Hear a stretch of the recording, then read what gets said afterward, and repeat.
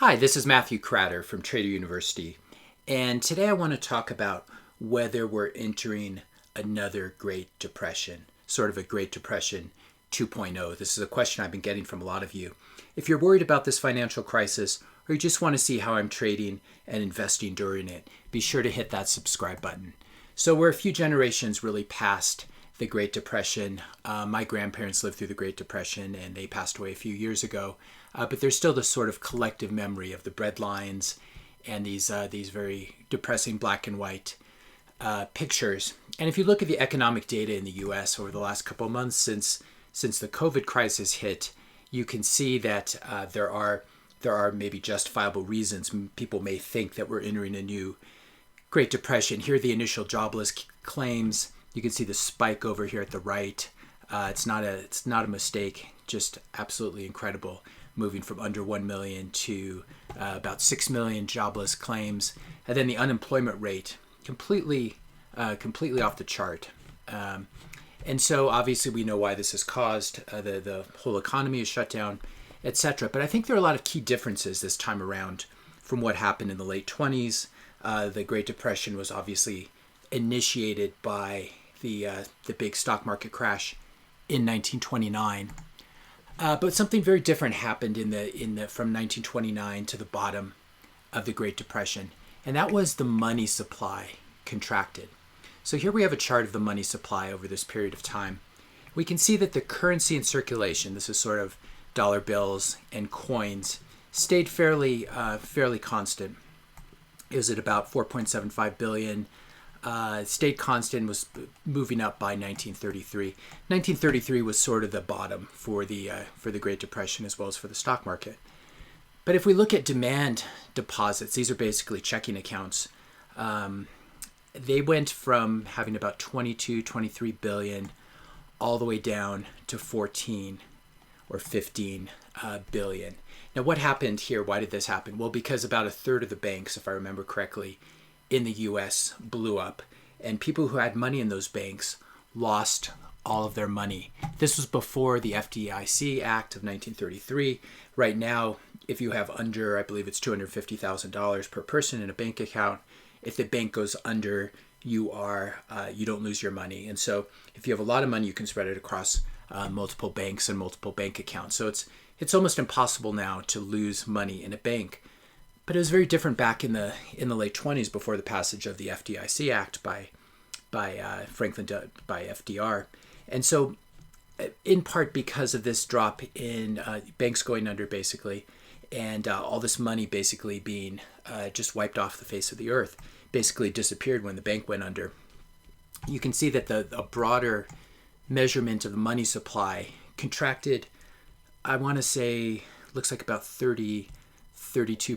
So the M2 money supply, which is a little bit broader measurement of how much money is in the economy, went from about 47 in 1929 down to 32. So yeah, about a 32% drop in the money supply. Now this is extremely deflationary for an economy. And you can imagine the psychological effects of having all your money, losing all your money in the stock market, and even losing all your safe money in a bank that blew up. And so there were bank runs, etc. So similar high unemployment rates, but we're definitely not going to see bank runs or anything like this. Maybe short-term bank runs where people try to go to ATMs and drain them of their cash. But there's going to be no demand destruction, no destruction of demand deposits because of the FDIC insurance. So if we had a contraction in the money supply of about 32% in the years of the Great Depression, from the stock market crash to the bottom of the Great Depression, what's happening to the money supply now in the U.S.? We can see that it's actually the opposite is happening. So here's sort of a broad term. Let's look at the last year or so. Since late February, early March 2020, the money supply has shot up. So just in the middle of last year, it was around 14%. This is M2 money. It's already above 17 trillion. So we've had no contraction of the money supply this time around. We basically have the Fed printing a lot of money and buying things with it. Now, why didn't they increase the money supply back in 1929 and the early 1930s? Well, they simply could not do it because the U.S. dollar was on a gold standard back then. So they were finally able to devalue the dollar in 1933. What they first did is FDR, President Roosevelt, signed an executive order saying that it was illegal for anyone in the U.S. to hold on to gold. You could have some gold jewelry, but you couldn't have gold bars or gold bullion or anything like this. So you had to turn in all your gold. And as soon as FDR had all the gold, he built Fort Knox, he stuck all the gold there, and then he promptly devalued the dollar against gold. This is the equivalent of printing money. So we can see that in 1929, before the start of the Great Depression, it took about $20.67 US dollars to buy an ounce of gold. And that was basically a fixed number. This wasn't a floating number. There was this fixed exchange rate between US dollars and gold. But what happened between 1932 and 1933, this was basically when he confiscated all the gold. He devalued it. And so he made the official exchange rate, if you went to turn in your dollars at a bank, for example, or at the U.S. Treasury, it bought a lot less gold. So instead of paying just $20, $21 for an ounce of gold, you had to pay $32. And then eventually we reached $35 by 1934. And this was really what marked the bottom of the stock market. There was the U.S. dollar was devalued, and this allowed people to pay off all their debts, both corporations and private individuals, to pay off their debts in devalued dollars. So you wouldn't have to have this sort of debt deflation downward spiral. And this is really what I believe turned things around.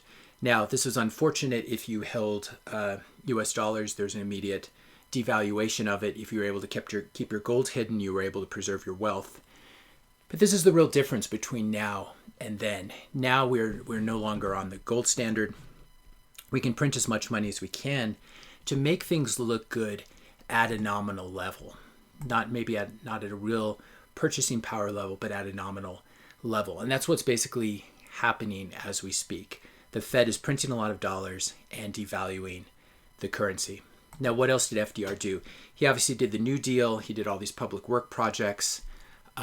This was about the same time, 1933, including the foundation of the Public Works Administration, which helped to build a lot of dams and bridges, hospitals, schools in the U.S. And so you had a lot of fiscal stimulus as well, in addition to the monetary stimulus of devaluing the U.S. dollar. So we can see here's this is the Dow Jones Industrial. The Dow peaked in September of 29. Obviously had the big crash in October, and it really took World War II and all the spending involved, really revving up the U.S. economy to pull us out of the Great Depression ultimately. Hopefully this doesn't mean we need to have a war now to get us. It's a little different in the era of nuclear weapons. It's not quite as safe to start a war to stimulate the economy, and it's probably quite immoral as well. But we can see that we got back to those new Dow highs back in 1954. So it took almost 30 years. And when you think about this Dow Jones Industrials average is basically denominated in dollars. But these dollars were devalued during this devaluation. And so as a result, it's a little bit fake. We're going to look at a chart in a minute from now. But this is basically the Dow hitting new highs in dollars that are worth a lot less than they were worth before. So we basically had a lot of public work spending, fiscal stimulus, and we had the devaluation of the dollar. Seemed to turn things around. Now this time, the Fed is obviously not going to let the money supply contract. And in addition to that, they are buying junk bonds, they've announced, or junk bond ETFs. They are buying munis. And they basically said the Fed is going to do whatever it takes to support the U.S. economy and sort of make up for the drop in aggregate demand. Obviously, Congress is passing these multi-trillion-dollar bills as well. Now, how does this take place? Well, basically, the Fed they're going to buy all these things and stick them on their balance sheet. They're mostly buying treasuries, mortgage-backed securities, and now they're adding other things to the mix like junk bonds and munis. And so this is the Fed's balance sheet. You can see we've gone from about $4 trillion before the crisis above $6 trillion. This is ultimately headed to $10 or $20 trillion, which would put it in the same league as US GDP. And in order to do this, we need to print more money. The Fed just creates money out of nowhere, and it uses it to buy assets and prop up the economy. Unfortunately, this devalues the purchasing power of the dollar. And this is one reason we've seen a rally in gold. I really like gold for the next decade, and I really like Bitcoin as well for the next decade. These things that are scarce, the Fed cannot print more Bitcoin. The Fed cannot print dollars. And so as a result, these will do very well in dollar terms, which means they will go up in price. And they're a good way of storing value. And I wanted to end with this chart. Here's a chart of the Dow. It's the Dow to gold ratio, a 100-year chart. But what this basically shows is it shows the Dow denominated in a store value asset. So rather than pretending that we're hitting new highs on the Dow here simply because the dollars are worth less, this chart adjusts for that by dividing basically the Dow by the price of gold.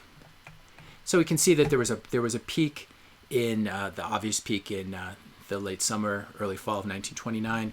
We had the crash, and we got back roughly to where we were in the mid 50s. But you can see that if you look at the Dow denominated in gold, this is not the most exciting chart. And what this shows you is that most of the Dow's appreciation, a huge amount of it, is basically due to the devaluation of the dollar. So the Dow is going up in nominal terms. It looks like the number's going up, but it's actually not going up as much as you think, simply because the dollars that underlie it are being devalued, and it makes it look like the index is going up. And I think this is basically the way we get out of things. You can see that the last peak in this Dow to gold ratio was in the dot-com bubble in late 99, early 2000, and we've never gotten back to that high. In fact, we put in a local high in September of 2018. So the real question would be maybe gold strengthens a lot and stocks weaken, and so we get down to a lower multiplier here. But either way, I would suggest that stocks. So here's another version of the same chart. Stocks peaking in the Dow to gold ratio peaking in late 2000. And I'm a little bit agnostic as to what this does, but I think the nominal chart of the Dow we'll be seeing new highs within a year or two. And this is simply because the US dollar is going to be devalued. And I'll link to my video on Dow 100,000. It upset a lot of people when I said the Dow could go to 100,000 in the next couple of years. But what we've really seen is we've seen this disconnect between the real economy and the stock market. And the real economy can suffer for a very long time. But if the Fed keeps printing and buying things, and eventually they may start buying stocks like the Bank of Japan, the central bank that's in Japan, we could definitely see new highs on the equity indices, even while we still have very high unemployment rates. Now, if you live in the heartland, if you have a family that's been in manufacturing, for example, we've basically been in a Great Depression in manufacturing probably for 30 years. There's been a hollowing out of the Rust Belt, a hollowing out of the heartland. All the jobs and factories have been shipped to China. And this has led to a lot of political instability. Obviously, this was the platform that Trump ran on as well. But this is a real problem and something to consider, that we really are in America of two economies. There's the economy of, there's sort of the middle class, working class economy. And then there's the economy of people who are in tech, who maybe live in Silicon Valley, or who are somehow tied to Wall Street. They're either investment bankers, or they're central bankers, or they hedge fund managers, etc. And so I am bullish on stocks, and I hope we can turn things around and we can bring a lot of this manufacturing home, bring a lot of jobs home. This will also help to resolve the trade deficit as well. So all of which is to say that many of us in the U.S. have been living through a Great Depression 2.0. If you're a farmer, if you're working in manufacturing or something like this. And there's been this huge disconnect simply because the Fed is printing money, they're buying these assets, and they're driving up asset prices. And what this means is that houses are more expensive, stocks are more expensive, and ultimately gold and Bitcoin are more expensive. And what this does is it makes the rich get richer and the poor get poorer as their wages, they continue to be paid in depreciated dollars. And if there's no cost of living adjustment, wages have really been stagnant since the early 1970s. Again, unless you work in high tech, software, or in basically on Wall Street or anything that's tied to the appreciation of asset prices. So that's my basic summary of Great Depression. I don't think that we're going to see the kind of crash, the sort of 80-90% crash in the Dow, simply because the Fed will not let it happen. The Fed needs to keep asset prices high. And so we'll have this sort of push and pull where the market starts to crash. The Fed steps in with more programs and bails everyone out. And as a result, your purchasing power in the Dow, even if the Dow hits new highs, you're not going to be any richer because the dollar that's denominated in will be going down.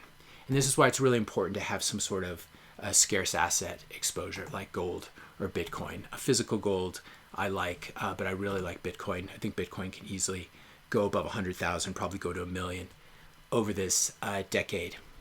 If you found this video helpful and you'd like to learn more about how to trade sort of a lost decade of weird economic activity, check out my online courses. I've got a course on bear market trading strategies here, as well as my flagship course on Learn to Trade Stocks Like a Pro, as well as my course on crypto and Bitcoin, where you can actually follow along in my account as I buy Bitcoin. If you're interested in learning how to make money trading options, got a couple options courses, including Learn to Trade Options Like a Pro, which is a very, very in-depth course, as well as some courses on financial statement analysis, futures trading, etc. So if you're stuck at home, you're tired of watching binging on Netflix, you can check this out. Just click on the link in the description notes below, and then you can click on any of these boxes and it'll show you the curriculum, the list of lectures for that particular course. Now the good news is you don't have to choose between any of these courses. Monthly tuition gets you access to all 13 of them. So if you're interested, click on the link below. You can click right here where it says get it now. And I want to give you a coupon code since we are in a recession. Normally tuition for 30 days is just $125, gives you unlimited access to all the courses for 30 days. But I'm going to give you a coupon if you just click right here where it says have a coupon code and you type in YT99, YT99 as in YouTube 99. Click update, that'll take $26 off. So you'll get 30 days access for just $99, no long-term contracts or anything like that, so you can cancel at any time. And I do can often add new courses as well. So if there's something that's missing as a subscriber, you can let me know and I'll make a complete course just for you and then share it with everyone. I really want to make this the best investment and trading resource on the internet. If you found this video helpful, please hit that subscribe and like button. Let me know your questions and comments in the comment section below, and I'll see you in the next video. Thanks a lot for watching.